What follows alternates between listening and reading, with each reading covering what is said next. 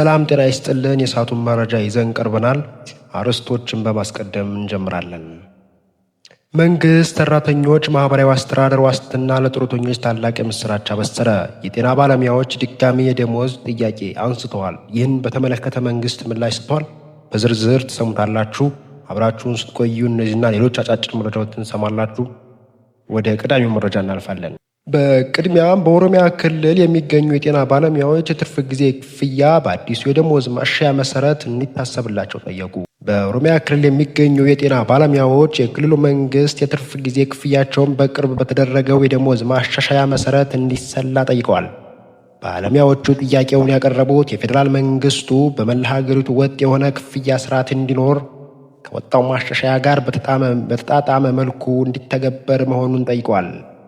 በባሌ ሮቤ አጠቃላይ ሆስፒታል የሚሰሩ ባለሙያዎች ጥያቄያቸውን የተሻለውን የደሞዝ መዋቅር መሰረት በማድረግ የሚከናወኑ የስራ ክፍያዎችን የሚገዛውን ብሔራዊ መመሪያውን ተግባራዊ ለማድረግ መሆኑን ገልጸዋል። ለአዲሱ የደሞዝ ማሻሻያ የሚሆን በጀት የለም ተብለናል። ለ2 ወራት በአዲስ የደሞዝ መሰረት ትርፍ ሰዓት ክፍያ አግኝተን ነበር። ከዚያም በኋላ ግን ክፍያ አቋርጧል ተብለዋል።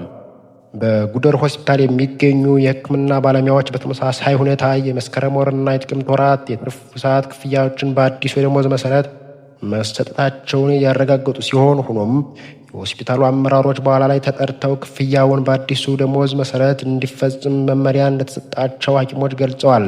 በሌላ በኩል የመንግስት ሰራተኞች ማህበራዊ ዋስትና አስተዳደር ጧሪና ደጋፊ የሌላቸው አረጋውያን በባህር ዳር ከተማ ያስገነባቸውን 14 ቤቶች ጥር 21 2018 በባህር ዳር ከተማ አስተዳደር አካላትና የጡረተኞች ተወካዮች በተገኙበት በማስመረቅ ለባለዕድሎች አስረክበዋል።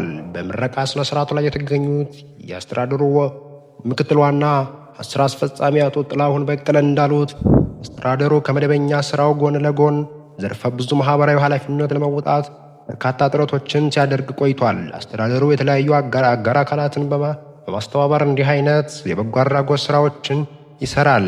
እነዚህን አረጋውያን ለአቅመ ደካሞችና ጡረታ ባለመብቶች የተገነቡ 14 ቤቶችን ኮንትራክተር ጀምሮ የተለያዩ አጋዥ አካላትን አቅም በማስተባበር የተገነቡ መሆናቸውን ገልጸዋል። ምክትል ዋና ጸሐፊው አክለውም በዚህ በጀት ዓመት አስተዳደሩ አካላት 6 ፕሮጀክቱ ውስጥ አንዱ በባህር ዳር የሚገኘው ሪጅን ጽሕፈት ቤት ህንፃ ሲሆን ሌሎቹም በጅማና በሐዋሳ አዲስ አበባ የሚገኙ ሁለገብ አገልግሎት የሚሰጡ ህንፃዎች ይመረቃሉ ብለዋል።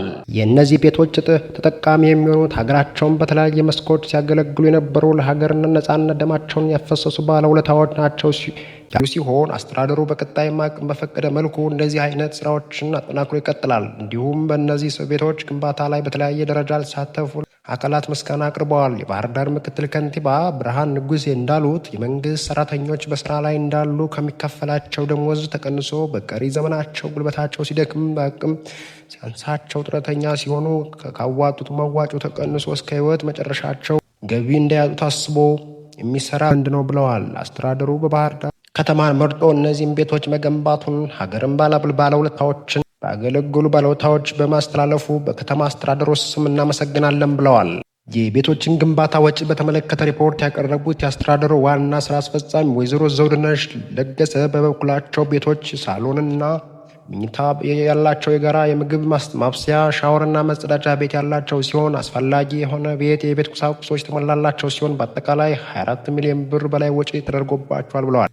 የሰሜን ምዕራብ ሪጅን ጽሕፈት ቤት የጡረተኞች ተወካይ መቶ አለቃ ሲሳይ ብርሃኑ እንዳሉት የተለያዩ ስራዎችን ከሪጅን ጽሕፈት ቤቶች ጋር እንደሚሰሩ ገልጸው የአስተዳደሩ ለአረጋውያን የሰራውን ስራ ምሳሌ የሚሆን በመሆኑ ደስተኛ መሆናቸውን ገልጸዋል። የቤት ባለዕድሎች የሆኑት እንደተናገሩት ኑሯቸው በአስቸጋሪ ሁኔታ ላይ እንዳሉና ደጋፊ እንደሌላቸው የተናገሩ ሲሆን በአስተዳደሩ ለዚህ ዕድል ስላበቃቸው እጅግ እናመሰግናለን ብለዋል።